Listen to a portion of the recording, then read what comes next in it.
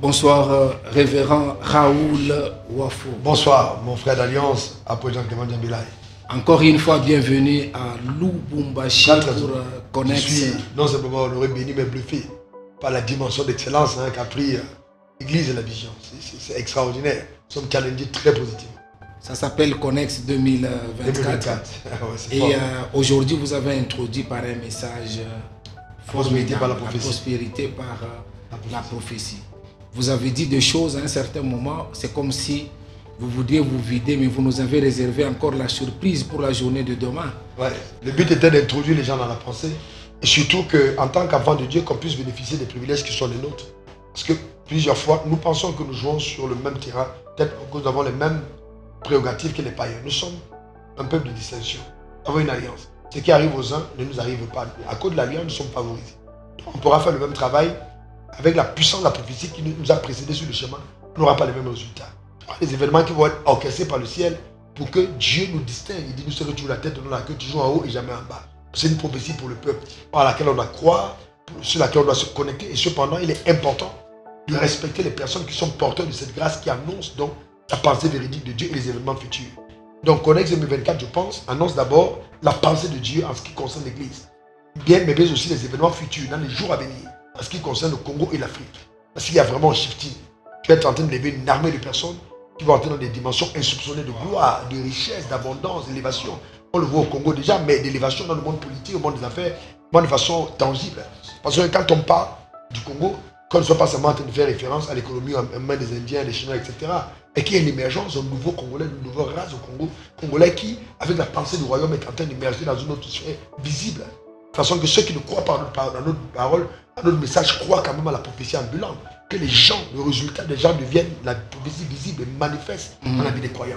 En fait, c'est la pensée, c'est la continuité de la pensée qui va aller jusqu'au... Ça sera encore extraordinaire demain et après-demain. Et montrer aux gens en fait le mécanisme, parce qu'il faut que les gens comprennent. Quand une prophétie est relâchée, quand il y a une prophétie sur nos vies, comment est-ce que ça se manifeste? Quand cette tension descend, comment le surnaturel orchestre, la présence des anges, comment est-ce qu'ils travaillent? Qu'est-ce que Dieu attend de nous pour que le mouvement de ces anges puisse avoir lieu? Et comment nous traitons avec la figure divine que Dieu fait passer aux côtés de nous pour nous connecter à ce qu'il est en train de faire? Tout ça, on doit comprendre. Révérend, juste une question de curiosité. Oui.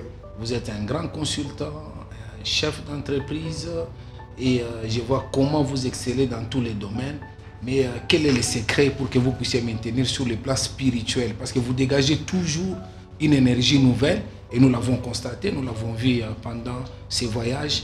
Chaque fois quand vous venez à Lubumbashi, vous êtes une nouvelle personne. Quel est le secret pour vous maintenir sur le plan spirituel alors que vous êtes trop dégagé, trop chargé dans d'autres choses? La chose, c'est que pour moi et pour toi, c'est que la vie spirituelle précède la vie physique et matérielle. Nous nous renouvelons sur le site des 24 à chaque jour suffit sa peine. Même rituel, nous cherchons les choses en haut, nous avons une communion avec Dieu. Vraiment pareil. Vraiment, nous faisons communion avec Dieu et nous cherchons sa pensée. C'est-à-dire, en fait, c'est vrai que tu es mon ami et tu es mon frère, mais je ne viens pas seulement pour l'amitié et la fraternité, je viens pour les desseins prophétiques. Ça, en tout cas, même l'Église l'a constaté. Je dois interroger le ciel pour demander quelle est la raison pour laquelle je me déplace. Je n'ai pas eu le temps de le dire, je dirais à l'Église. Je n'ai jamais été traité dans la dimension royale comme à Lubumbashi. Dans la dimension royale, il y a quelque chose que Dieu est en. C'est une dimension dans laquelle, déjà, tu dis merci, il y a toute la communauté aussi, mais ça met une demande. Et je ne peux pas facilement dormir la nuit, je me dis, il y a une raison pour laquelle il y a un tel empressement, une telle attente, donc il faut pouvoir répondre à l'attente. Et c'est pour ça, justement, allant dans sa présence, on devient juste un vecteur, un canal par lequel Dieu télécharge sa pensée et ses actions pour le peuple. Et je pense que le jour à venir, on va vraiment encore entrer dans une autre dimension prophétique incroyable. Et moi, je prie toujours pour que nous puissions avoir une croisade de la création des richesses ici à Lubumbashi. Absolument. Et à Kinshasa, parce que c'est la chose que nous transportons, moi et toi. Mais seulement nous nous avons, il faut qu'on le fasse. Mais le diable a pendant longtemps occulté cette autre. Il a fait croire aux croyants que, bon, écoutez, chercher le royaume des cieux, ça veut dire aller au ciel. Et Jésus a dit lorsqu'au prier, dit que le règne, que ta volonté, ça fait sur la terre comme au ciel. Donc Dieu veut, sur la terre, nous vivons sa pensée. Et il faut déjà que les personnes, pas simplement qui disent le message, mais qui l'ont vécu avant de le dire. Ce que Jésus a commencé de faire et d'enseigner. On a beaucoup d'enseignants dans ce domaine, mais très peu de personnes qui l'ont fait avant d'enseigner. Donc quand Dieu te fait faire et enseigner, qui ont vécu les évidences, qui ont les évidences tangibles, à partir de ce moment, même les fréquences de l'onction qu'on dégage transportent les particules de cette royauté qu'on communique au peuple. Et je pense que c'est une autre responsabilité. Une autre responsabilité, on doit le faire. Quel est le dernier mot que tu peux dire à tous ceux-là qui nous suivent et, alors que vous êtes à Lubumbashi, à la nouvelle cité de David? Déjà, je veux dire que moi-même, j'ai été très touché par l'impressement que j'ai ressenti dans ton cœur et dans ton équipe. Cet impressement qu'il y avait, je dis, Connect 2024, c'est quelque chose d'extraordinaire. Et ce que je suis venu voir, c'est ce que je n'ai pas vu avant. Honnêtement, et je pense que tout ça, ça préfigure de ce que Dieu est en train de relâcher le règne spirituel. Donc, pas seulement dire aux gens d'être extrêmement attentifs, ne rater aucune session, de faire le maximum d'efforts pendant cette semaine, sacrificiellement, d'attendre de Dieu à toutes les sessions, de faire un effort, de demander la permission au travail, d'être présent jusqu'au bout à toutes les sessions, s'attendant à recevoir de Dieu quelque chose. Et je crois, pour ma part, que quand on terminera cette convention le vendredi soir, ça va juste simplement être quelque chose. Merci beaucoup. Juste à côté, nous avons notre frère d'alliance, le prophète J.I. Kasongo Bin Mulonda, un homme de beaucoup de bien. Il a laissé tout, il devait être dans un pays, et après on doit être avec lui aux États-Unis. Il a laissé beaucoup de choses qu'il faisait à Kinshasa. Il est arrivé spécialement pour ce programme. Il s'est investi de loin et nous le sentons vraiment par sa présence et celle de son épouse. Je voudrais, prophète, que tu puisses nous donner ton impression par rapport à Connex 2024. Tout d'abord, merci pour la parole.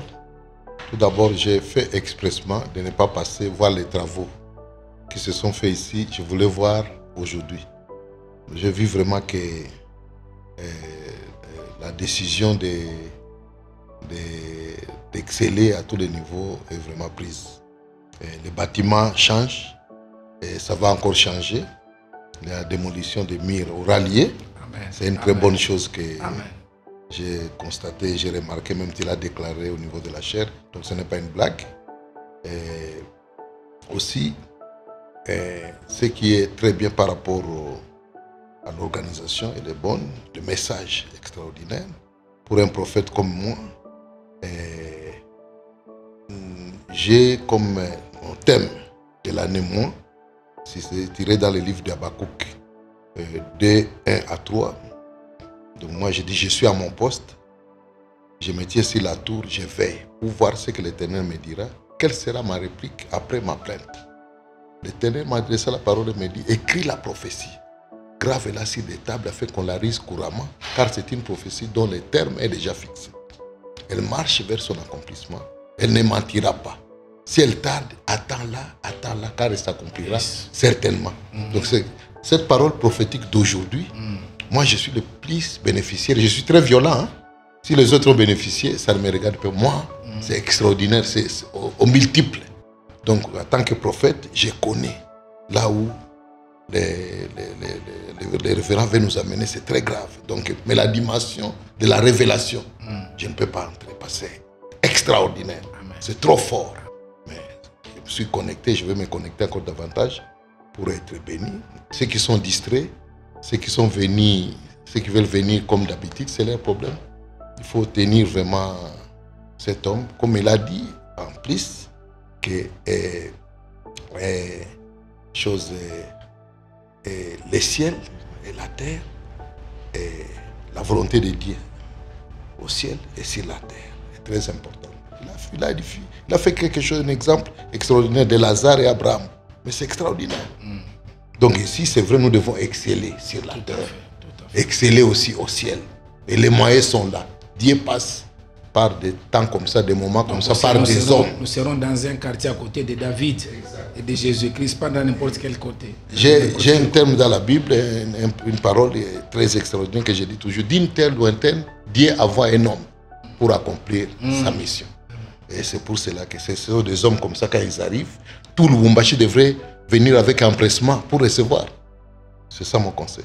Merci beaucoup, prophète. Merci beaucoup, les révérends, mon frère, mon ami. Nous sommes vraiment en tout cas dans la joie pour tous ceux-là qui nous suivent ce soir. Demain, nous vous convions à ces programmes. Vous avez raté aujourd'hui, mais demain, vous pouvez récupérer en étant avec nous.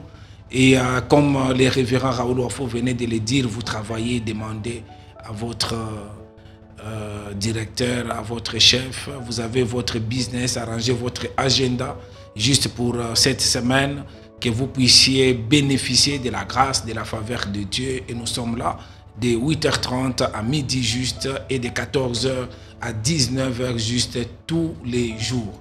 Encore une fois, shalom.